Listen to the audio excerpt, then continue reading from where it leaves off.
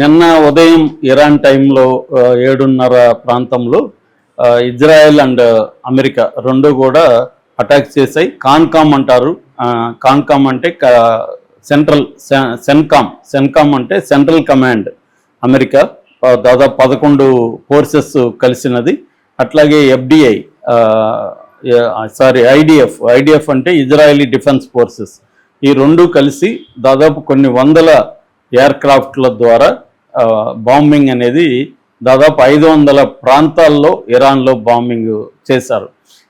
వీళ్ళు అమెరికా ఏమో operation epic fury అని పేరు పెట్టింది, ఇజ్రాయెల్ ఏమో లయన్స్ రోర్ అని పేరు పెట్టింది. దీనికి వ్యతిరేకంగా ఇరాన్ కూడా తిరుగుబాటు స్టార్ట్ చేసింది, రివర్స్లో రిటాలియేషన్ స్టార్ట్ చేసింది. వాళ్ళు దీన్ని ఆపరేషన్ ట్రూ ప్రామిస్ 4 అని వాళ్ళు పేరు పెట్టుకున్నారు. సో ఇప్పుడు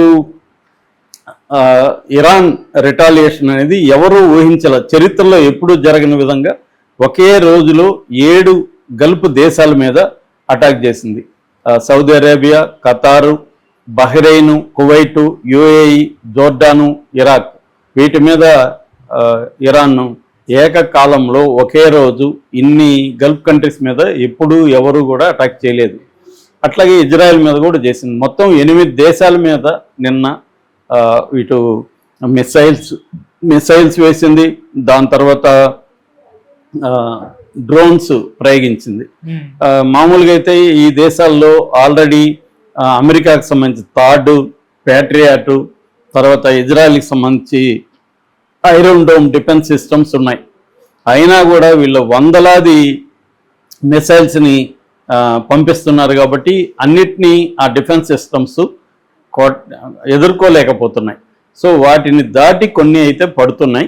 అలాగా నిన్న ఏమైందంటే ఖతార్లో, అంటే అమెరికా ఈ గల్ఫ్ కంట్రీస్లో, మిడిల్ ఈస్ట్లో మొత్తం 19 చోట్ల అమెరికన్ ఎయిర్ బేసెస్ ఉన్నాయి. వరల్డ్లోనే 795 మిలిటరీ బేసెస్ అమెరికాకు ఉన్నాయి. ఇది ఇంకెవరికి కూడా కనీసం పట్టుమని 10 కూడా లేవు. నెక్స్ట్ ఫ్రాన్స్కి ఉంటాయి, 10 దాకున్నాయి.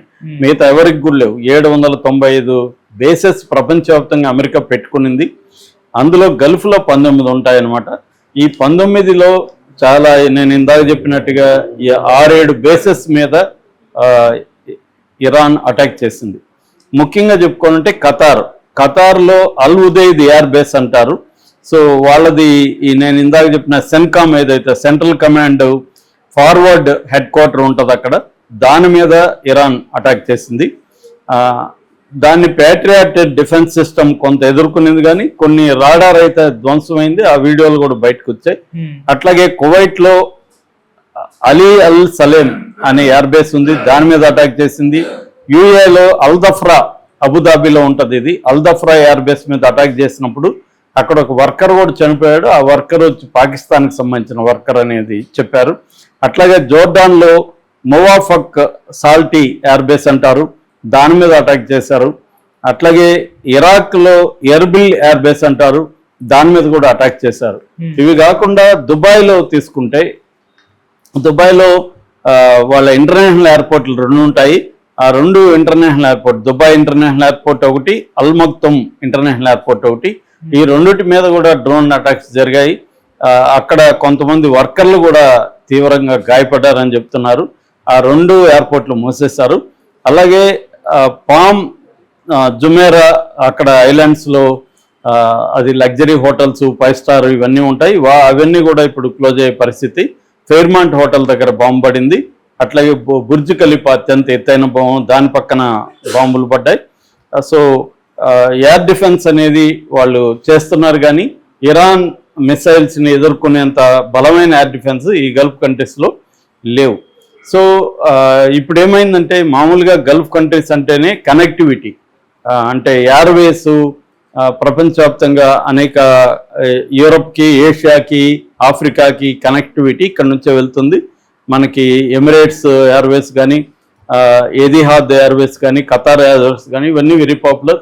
ఇప్పుడు ఇవన్నీ క్లోజ్ అయిపోయినాయి. 1800 ఫ్లైట్స్ని క్యాన్సిల్ చేశారు. 1,00,000 మంది పర్ డే ప్రయాణికులు ఉంటారు ఈ ఎయిర్వేస్లో. వాళ్ళందరూ కూడా ఇప్పుడు గందరగోళంలో పడిపోయారు. తర్వాత అనేక పరిశ్రమలను మూసేశారు. సో ఇప్పుడు మన కన్సర్న్ ఏంటంటే 2 రకాలు. ఒకటి, అక్కడున్న ప్రజలు ఈ గల్ఫ్ దేశాల్లో దాదాపు 90 లక్షల మంది ప్రజలు ఉన్నారు. ఈ 90 లక్షల మంది ప్రజల్లో ఎక్కువ భాగం వర్కర్స్గా ఉంటున్నారు.